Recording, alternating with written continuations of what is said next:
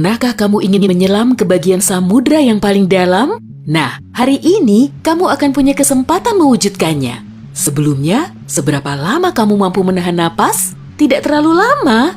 Tenang, jangan khawatir. Silahkan naik kapal selamku dan ikutlah denganku dalam perjalanan menuju kedalaman. Siap? Oke, ayo menyelam. Saat ini, tepat di bawah permukaan, kamu melihat banyak makhluk hidup berkeliaran di sini. Banyak sekali ikan dan hewan laut, serta halo, orang-orang yang sedang berenang melambaikan tangan ke kita. Tapi kita tak akan berlama-lama di sini. Dadah! Pada kedalaman 20 meter, ada dunia baru yang terbuka di depan matamu. Terumbu karang dangkal tumbuh dengan indah tidak jauh dari pantai. Dan hey, kita bertemu banyak orang lagi di sini.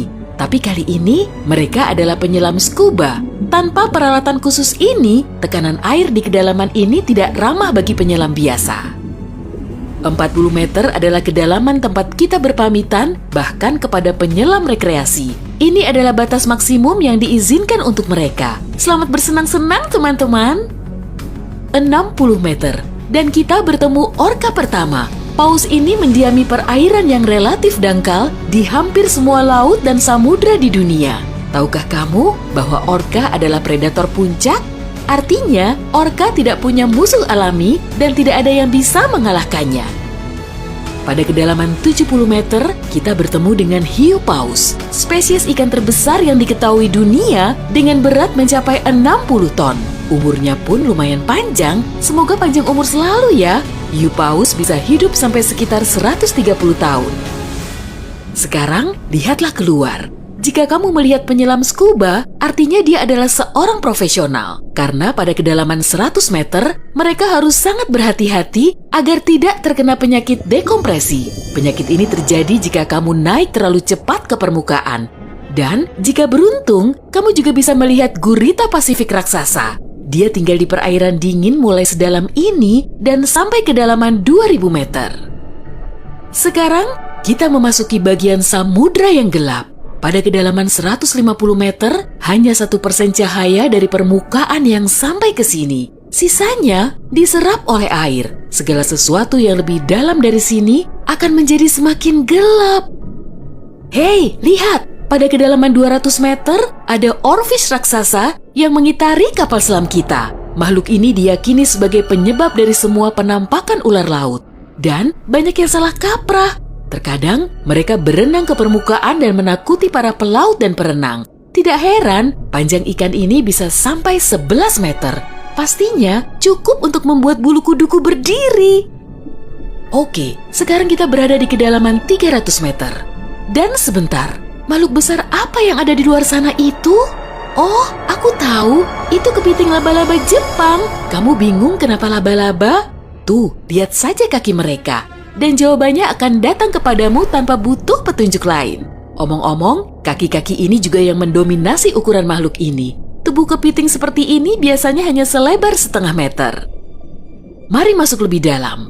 Dan di kedalaman 500 meter, kamu akan melihat paus biru terakhir.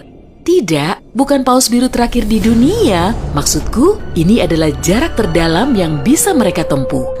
Paus biru tidak benar-benar perlu menyelam sampai sedalam ini untuk mencari makanan yang sudah berlimpah di perairan dangkal. Tapi mereka masih mampu. Sepertinya mereka hanya ingin memamerkan kehebatan. Mau bagaimanapun, mereka adalah makhluk terbesar dalam sejarah bumi, baik di samudra maupun di darat. Shh, kamu mendengar ini? Ini adalah suara yang dibuat paus sirip untuk berkomunikasi dengan teman-temannya dari jarak berkilo-kilometer. Mereka bisa melakukan ini berkat saluran shofar atau saluran laut dalam yang umumnya dimulai dari 600 meter, tapi kedalamannya dapat bervariasi. Ini adalah lapisan air yang kecepatan suaranya paling rendah dan gelombang suara dapat bergerak ribuan kilometer sebelum menghilang. Pada kedalaman 830 meter, kita telah mencapai titik tempat Burj Khalifa, gedung tertinggi di dunia. Tidak akan mungkin menunjukkan ujungnya ke permukaan jika diletakkan di bawah air. Hei, ayo kita coba. Sekarang kita memasuki bagian samudra yang sangat menarik. Di sini tidak ada sinar matahari dan banyak makhluk aneh berkeliaran. Salah satunya adalah cumi-cumi raksasa. Ya, yang luar biasa besar itu. Dia mendiami kedalaman 900 meter. Bayangkan makhluk dengan mata sebesar frisbee. Paus sperma memburu monster ini, tapi mereka dijamin mampu melawan balik. Melihat mereka bertemu adalah pemandangan yang menegangkan. Dan disinilah kegelapan pekat akhirnya menyelimuti kita. Zona tengah malam. Tekanan di sini sangat besar, sehingga jika kamu entah bagaimana bisa sampai ke sini tanpa kapal selam, kamu akan hancur dalam beberapa detik.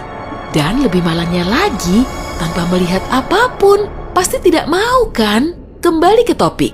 Di kedalaman 1100 meter terdapat Mata Barat, salah satu gunung berapi samudra terdalam di dunia. Letusan terakhirnya terjadi pada tahun 2009 dan bahkan direkam oleh kendaraan yang dioperasikan dari jarak jauh. Di kedalaman 1280 meter, kita melihat hiu putih besar yang ganas. Predator ulung ini adalah jagoan di kedalaman ini. Penglihatan mereka agak buruk dan mereka bergerak menggunakan indera penciuman. Jadi, mereka sama sekali tidak membutuhkan sinar matahari untuk memburu mangsa. Aku tidak melihatmu, tapi tetap akan memakanmu.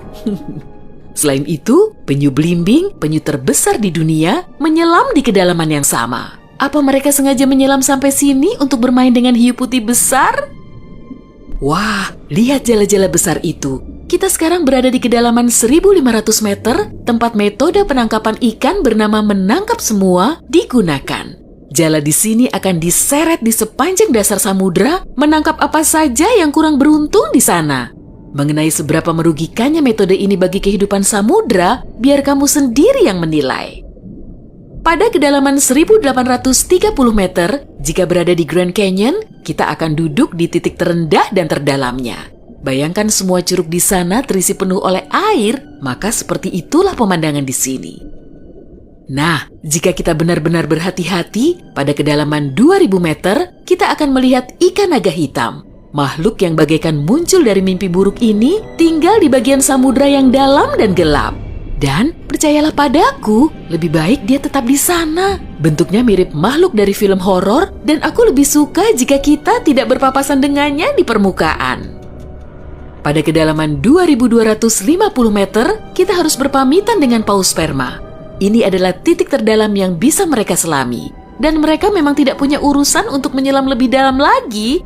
Mungkin kalau mereka berburu ikan naga hitam, atau justru mereka yang diburu. Mustahil, perbedaan ukuran mereka terlalu besar. Panjang paus sperma bisa mencapai 19 meter, yang menjadikannya paus bergigi terbesar di dunia. Tidak banyak makhluk laut bisa melawannya. Semoga kapal selam kita punya lampu sorot yang kuat ya. Karena tanpanya, kita tidak akan bisa melihat keindahan terumbu karang samudra dalam yang super indah di kedalaman 3000 meter. Terumbu karang ini dapat ditemukan di setiap samudra dan sayangnya tidak bisa dilihat tanpa peralatan khusus untuk menyelam di samudra dalam. Oke, mari terus melangkah lebih dalam. Dan di kedalaman 3700 meter, kita mencapai kedalaman rata-rata samudra dunia. Mulai sekarang, perjalanan menuju kedalaman yang sebenarnya dimulai. Dasar samudra rata-rata telah kita lewati, jadi sekarang saatnya menyelami celah terdalam. Pada kedalaman 4500 meter, monster dari mimpi buruk terburukmu muncul di sini. Anglerfish misalnya, akan membuat siapapun bergidik ngeri. Giginya yang panjang dan bengkok, serta antena di kepalanya untuk memikat mangsa, sudah cukup untuk menimbulkan rasa takut, bahkan di hati orang-orang yang paling berani. Tapi yang lebih mengerikan, mungkin adalah makhluk yang disebut swallower hitam. Itu adalah monster mirip belut yang memiliki perut super elastis dan mampu menelan mangsa yang ukurannya 2 kali lipat. Lihatlah ke bawah, dan kamu akan melihat bangkai kapal terdalam yang pernah ditemukan. SS Rio Grande di Atlantik Selatan yang tenggelam pada tahun 1941 dan mencapai kedalaman 5.760 meter. Tidak heran, kapal ini baru ditemukan 55 tahun kemudian. Sekarang, bagian samudra terdalam dan tergelap dimulai. Kita menyelam ke Palung Mariana. Menurut pengukuran resminya, Palung Mariana dimulai pada kedalaman sekitar 6.000 meter. Ini adalah area yang paling jarang dieksplorasi dan paling menarik bagi para ilmuwan dan petualang. Apa yang ada di dasarnya? Baiklah, kita akan melihatnya. Tapi selagi masih dalam perjalanan, aku akan menunjukkan hal-hal lain yang ada di sini. Misalnya, ini adalah ikan terdalam yang pernah ditemukan. Namanya ikan siput. Dan dia tinggal di kedalaman 7.900 meter. Tubuhnya tembus cahaya sehingga kamu bisa melihat menembus kulitnya. Ya, untungnya kita tidak mematikan lampu. Bentuk makhluk mungil ini ternyata sangat imut bagi makhluk yang mampu menahan tekanan sekuat ini. Makin rendah dan dalam, kamu tidak akan melihat jenis ikan atau hewan vertebrata apapun di sini. Tekanannya terlalu besar untuk makhluk-makhluk tadi. Tapi ada udang dan invertebrata lainnya. Belum lagi mikrob yang dapat hidup bahkan di bagian terdalam samudra. Dan bagian terdalam itu adalah kedalaman Challenger. Ini adalah bagian bawah Palu Mariana dan kedalamannya 10.927 meter. Ya, kita telah sampai di bagian paling bawah bumi. Tak banyak orang yang pernah ke sini dan tak banyak juga yang diketahui tentangnya.